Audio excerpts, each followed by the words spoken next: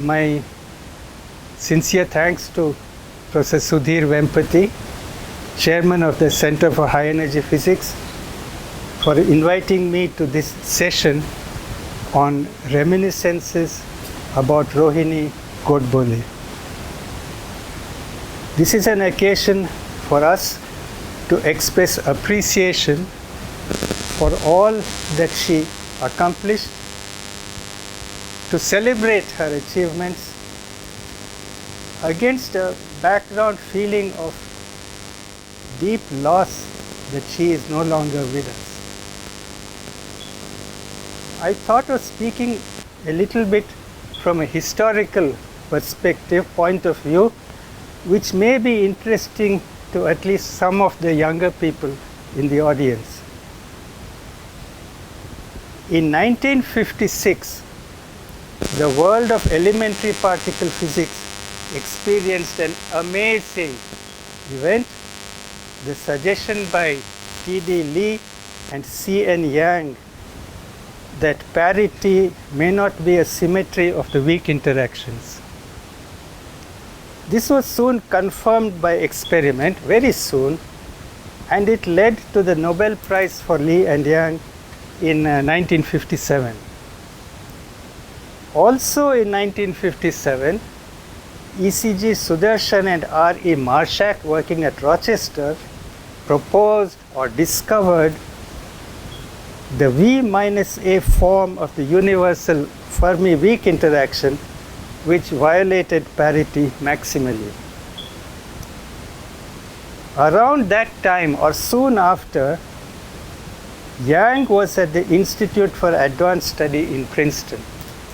I'm talking of the early 60s. And around the middle 1960s, in those years, the governor of New York State was Nelson Rockefeller, a very famous name. He was, I think, governor of the state from 1959 up to 1973. During his time as governor, New York State instituted several Albert Einstein chairs in universities across New York State. So in 1966 or so, Yang moved from Princeton to Stony Brook, which was one of the campuses of the State University of New York network across the state. He moved to Stony Brook as Einstein Chair, and he established a program in elementary particle physics there at Stony Brook.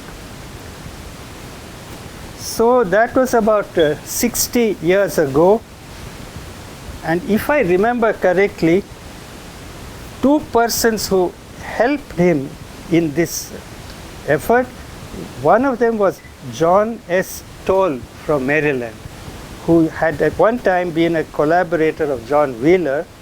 The other was Max Dresden, a well-known name in statistical physics. Over the years, Stony Brook grew very quickly into a leading center for particle physics in the US and in the world. Just as an aside, I would like to mention, because I brought up the Einstein chairs, around the same time, Elliot Montroll moved from the University of Maryland to Rochester as an Einstein chair professor. He brought Gerard Emsch from Geneva to join him at Rochester, and I mention this because Professor Kalyan Sinha, I don't know if he's here, he's a very well-known physicist, mathematical physicist of India. He was, I think, Emsch's most outstanding student. I mention this because of the Einstein chair history. Over the years after that, many excellent students from India were trained in Stony Brook, and Rohini was one of them. This is a very special group of students. Some others whom I know are Ashok Sen, he is there. Sunil Mukhi, he's not come, right? Huh? He just left. Oh, he just left. Yeah. sorry that I missed him. Sumati Rao, she's not here. Chanda Jog, yeah. And one more name I know, Vijay Kenkre. He is in the University of New Mexico, I think. He was a student, Stony Brook product. And then he spent some years at Rochester and then moved to New Mexico. So this is a little bit of a story I'm spinning. I go back to Sudarshan. Dilima, oh, I'm sorry. Yeah, there you are. So this is a real Stony Brook mafia in this, but a wonderful group of people trained in that place which was created in my mind by C.N. Yang. I now go back to Sudarshan and you will see now the connection to parity violation. In 1972, Sudarshan was invited by Professor Satish Dhawan, who was, by the way, the longest serving director of the Indian Institute of Science. He was director from 1963 to 1981, 18 years. Satish Dhawan invited Sudarshan to set up a center for theoretical studies here at this institute. That was called the CTS. And I think, well, let me go on. So that happened about 53 years ago. I can keep track of it because I'm almost that age, little bit more. My first meeting with Rohini happened in this way.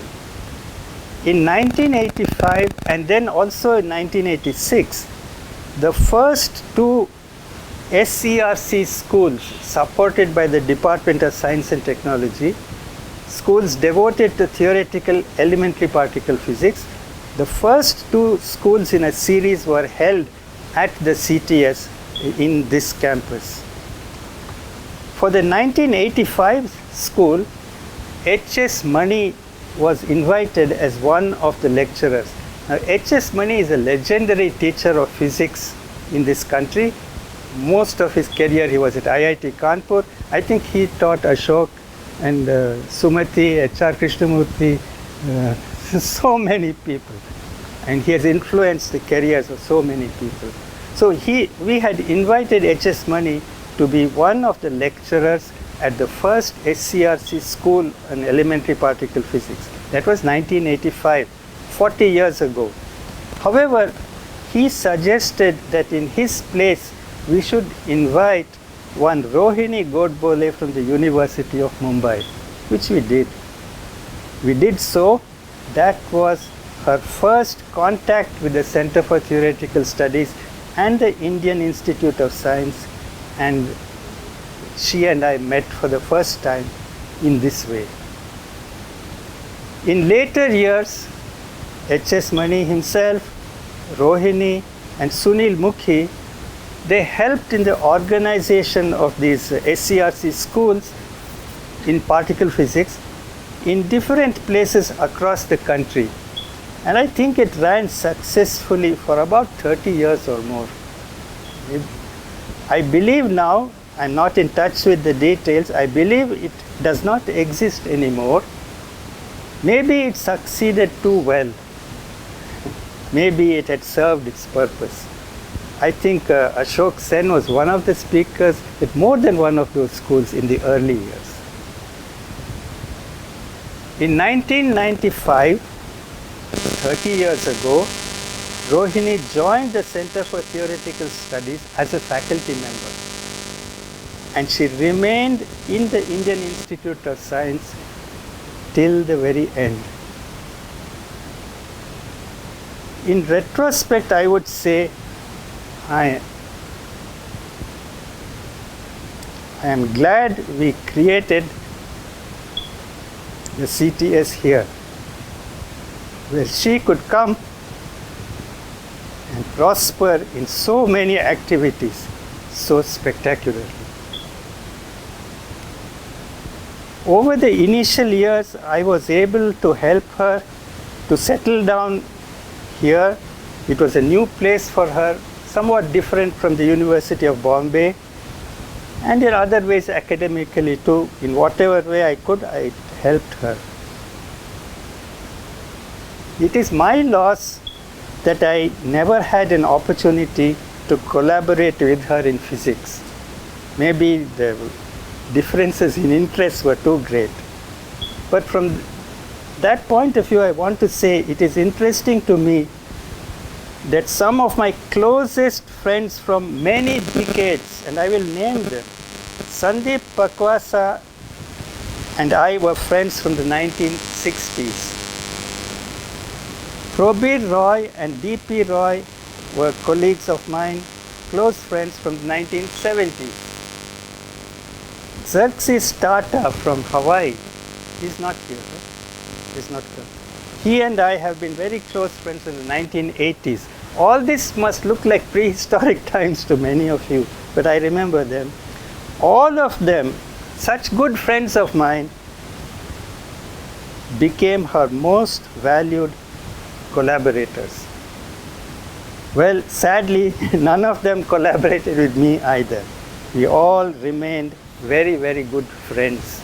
And you cannot write a physics paper based on mere friendship. But Rohini and I did work together in some of the activities of the Indian Academy of Sciences, especially in journal publishing. She worked for Pramana along with H.R. Krishnamurti for a very long time, I mean 6, 7, 8 years or something of that order. And I remember how we would often go from our old office in the old CTS building to the academy, she for her Pramana work, I for my other work, in the good old auto rickshaw sent by the academy, rickety old machine. So we worked very closely together in that period. And then when Sudarshan, my PhD advisor, passed away in 2018, Rohini took the initiative in persuading current science to bring out a special section in honor and in memory of Sudarshan. And that appeared in January 2019, and she took the lead, and Sandeep Pakwasa, Xerxes Tata and I helped her in this, bringing that issue out. I would conclude now by joining others here in paying tribute to Rohini as a gifted physicist, an equally gifted teacher, and a strong voice for support for women in science, not only at the national Indian level, but internationally too. Thank you again, Sudhir, for inviting me here today. Thank you.